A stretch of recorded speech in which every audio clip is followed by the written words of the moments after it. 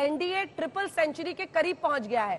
धीरे धीरे 296 के आंकड़े पर एनडीए पहुंच गया है और कुछ ही देर में, मतलब अगर हम माने कि और थोड़ा बहुत ऊपर नीचे होता है तो ट्रिपल सेंचुरी के वो करीब पहुंच रहे हैं। 543 की सभी सीटों पर रुझान आ चुके हैं, लेकिन इसके बावजूद जो सबसे बड़ा फेरबदल है वो उत्तर प्रदेश में होता हुआ दिखाई दे रहा है, जहां पर भारतीय जनता पार्टी, जैसा कि आप देख रहे हैं, कि परेशानियों में घिरती हुई दिखाई दे रही है। वहीं अखिलेश यादव को बहुत बड़ा फायदा होता हुआ दिखाई दे रहा है। सभी खास मेहमान आलोक सिंह हमारे साथ बीजेपी की तरफ से जुड़ रहे हैं। आलोक जी, अरुण सिंह जी, पहली प्रतिक्रिया मैं यूपी पर ही आपसे लेना चाहती हूँ। अब यूपी पे बताइए, आप लोग इतने करीब से काम कर रहे थे, देख रहे थे, ये अरुण जी क्या होता हुआ दिख रहा है उत्तर प्रदेश में, और अखिलेश यादव के नाम पर ये बड़ी कामयाबी लिखी जाएगी अगर यही रुझान नतीजों में तब्दील होते हैं।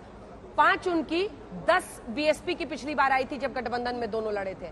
आपने कहा था कि दोनों लड़कों की जो जोड़ी है वो बेकार है, कोई फायदा नहीं होगा, लेकिन ऐसा प्रतीत होता है रुझानों के मुताबिक कि उन्होंने बहुत बड़ी बढ़त हासिल की है। अरुण जी, देखिए, दोनों लड़के की जोड़ी तो पहले भी 2016 में भी बेकार थी, अभी भी आगे ही भी ऐसे ही रहेगा।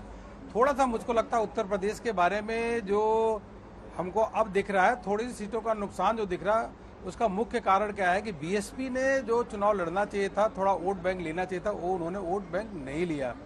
और दूसरा, कुछ हमारे जो कैंडिडेट, कुछ कैंडिडेट की 10 साल का, 10 का नहीं 10, एक मिनट सुन तो लीजिए, कुछ कैंडिडेट 10 साल का होता है तो लोग, हो सकता है थोड़ा बहुत बदलाव का रहा हो।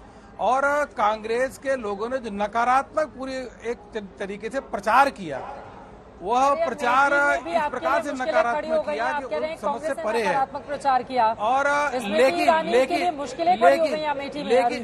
पूरा नहीं, केवल उत्तर प्रदेश क्यों देख रहे हैं? देखिए, आंध्र प्रदेश में एनडीए की सरकार बन रही है प्रचंड बहुमत के साथ। उड़ीसा में बीजेपी की सरकार फिर बन रही है मोदी जी के नेतृत्व में। तेलंगाना में गेन हुआ है, सभी जगह तो गेन ही हो रहा है। केवल उत्तर प्रदेश में आपके जो रुझान है उससे थोड़ी सीटों की कमी दिख रही है, लेकिन पूरा नतीजा आने दीजिए। उस नतीजे के बाद मुझको लगता है आशुतोष जी हैं स्टूडियो में, आपसे सवाल पूछना चाहता हूँ। प्राप्त करेंगे। अरुण जी, मेरा सवाल ये है कि भारतीय जनता पार्टी अभी तक की स्थिति में बहुमत के आंकड़े से 30 सीटें पीछे चल रही है। इसकी जिम्मेदारी किसके ऊपर आएगी? आप तो कह रहे थे 350 सीटें मिलेंगी, 370 सीटें मिलने वाली है। आप तो बहुमत का आंकड़ा से 30 सीटें पीछे चल रहे हैं। क्या पार्टी और पार्टी का नेतृत्व इसकी जिम्मेदारी लेगा? भैया ये बताइए कि कांग्रेस 95, रुझान में ही 95 दिख रही है और बीजेपी 242 दिख रही है 10 साल रहने के बाद भी, तो 95 वाले 242 से क्या बात करेंगे? उसी प्रकार से दूसरी पार्टियां जो 3, 4, 5 पा रही हैं, वह 242, अभी जो 242, जो यह 242 का आंकड़ा 272 प्राप्त जरूर उससे ऊपर जाएगा। लेकिन तो अरुण जी देखिए ना, अरे आप बीएसपी की बात कर रहे थे, बीएसपी का अभी तक भी जो वोट बैंक है उसमें 9% के करीब उनके वोट हैं। 2022 में भी सिर्फ 13% उनका था। बीएसपी के भरोसे थोड़ी आप चुनाव लड़ रहे थे। ये तो आप लोगों का नारा वहां पर था कि जो राम को लाए हैं हम उनको लाएंगे। अगर ये फिसलते हैं तो इसकी वजह क्या मान रहे हैं आप? देखिए, आपको मालूम है मुजफ्फरनगर, सहारनपुर, कैराना, नगीना, मुरादाबाद, बरेली, इन सब के आंकड़े आपको मालूम है ना, सामाजिक समीकरण किस प्रकार से वहां पे। तो यह जो जिसको पूरी जानकारी है किस प्रकार से सामाजिक समीकरण और वोट बैंक की गणित है, जिसको समझ में आता है उसको समझ में आ रहा है कि थोड़ा बहुत प्लस माइनस इधर हो गया है। अदरवाइज यह बहुत मुश्किल, यह पूरा का पूरा क्षेत्र बहुत मुश्किल है। ठीक है, अनुराग भदौरिया जी समाजवादी पार्टी से हमारे साथ जुड़े हैं। अनुराग जी, ये बात बिल्कुल सच है कि समाजवादी पार्टी उत्तर प्रदेश में बहुत अच्छा कर रही है। 5 के मुकाबले 33-34 सीटें हासिल करना बहुत बड़ी कामयाबी है। दूसरी तरफ कांग्रेस भी 1 से अगर 8 पर पहुंचती है तो बहुत बड़ी कामयाबी है। अनुराग जी, लेकिन इतना भी खुश होने की क्या जरूरत है? 10 सालों की सत्ता रही है पीछे चल रहे हैं, चंदौली से पीछे चल रहे हैं। 10 सालों की उनकी सत्ता रही है। आप लोगों ने कहा 4 जून को लिख कर ले लीजिए, बीजेपी की सरकार जा रही है। अगर एनडीए को 297 सीटें, क्योंकि लगातार पिछले 1-1.5 घंटे से 290 के ऊपर एनडीए बना हुआ है, बीजेपी बनी हुई है 240 के पार, तो ऐसा नहीं है कि इंडिया गठबंधन अपनी सरकार बनाने जा रहा है अभी तक के रुझानों के हिसाब से। अब पलटे वो बात अलग है, लेकिन 227 के साथ इंडिया खड़ा है और 297 के साथ एनडीए खड़ा है। अनुराग भदौरिया जी, तो कहाँ वो लिख कर दे रहे थे कि सरकार चली जाएगी, देखिए- बुरे तरीके से हारेंगे, देखिए, कमाल ये की- होगा वो होगा, वो तो होता हुआ दिखाई नहीं दे रहा है साहब। तो सरकार अरे भारतीय जनता पार्टी की सरकार जा ही तो रही है, अभी 240 पे हैं, धीरे धीरे और कम पे आ जाएंगे। ये तो अपने दम पे 370 पार कर रहे थे, क्या हो गया उनका? और अभी हमारे साथी अरुण जी गिना रहे थे, अरुण सिंह साहब कह रहे थे कि वो कैराना, मुजफ्फरनगर, सहारनपुर, नगीना। अरे प्रभु, हमने काम किया ना पीडीए पे, आपने नहीं किया ना, आपने अन्याय किया उनके साथ, इसलिए उन्हें आपको नकार दिया। आप तो सेटिंग वेटिंग करके बैठे थे कि हम उनका वोट इधर कर देंगे उधर कर देंगे। सेटिंग से नहीं होता है प्रभु, जनता की सेवा और जनता के मुद्दों से चुनाव लड़ा जाता है।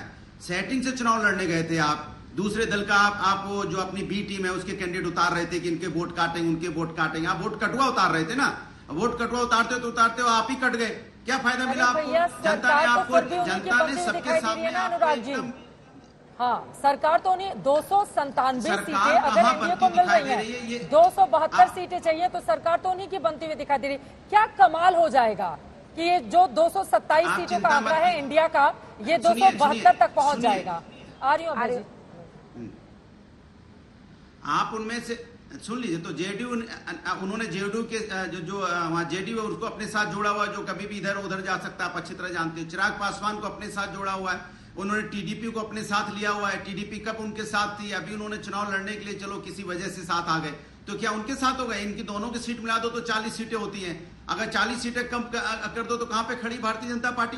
भारतीय जनता पार्टी जो अपना माहौल बना रही थी कि नहीं हम अपने दम पे हम बहुमत ठीक है, मैं आ रही हूँ आपके पास वापस लौट के। भदौरिया साहब, आपके पास भी अभय दुबे जी आ रही हूँ ये जानने के लिए कि कल ही राहुल गांधी ने कहा था 295 295 सिद्धू मूसेवाला का वो गाना सिद्धू मूसेवाला का कोट कर रहे थे, लेकिन इधर 297 है जो कि 400 पार से तो खैर बहुत दूर है, ट्रिपल सेंचुरी के लेकिन करीब है।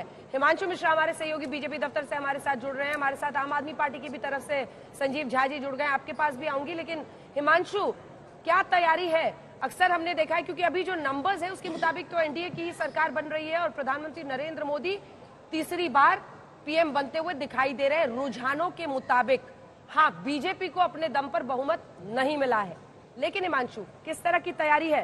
क्या पीएम आएंगे यहाँ?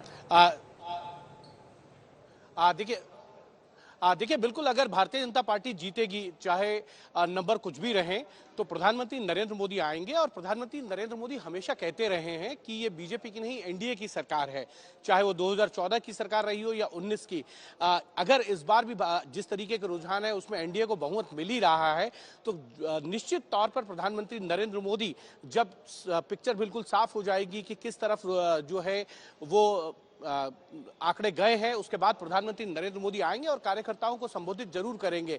ये बीजेपी के लिए चौंकाने वाला है। उत्तर प्रदेश और महाराष्ट्र दो ऐसे प्रदेश हैं जहां बीजेपी को उतनी उम्मीद नहीं थी कि उनको उतना वहां झटका लग सकता है, और इसीलिए अगर आप देखेंगे तो भारतीय जनता पार्टी की तरफ से अभी ये कहा जा रहा है यूपी के झटके पर अंदर खाने क्या बात चल रही है हिमांशु? कई लोग ये मान रहे थे, ठीक है, यूपी के झटके पर अंदर खाने क्या खबर?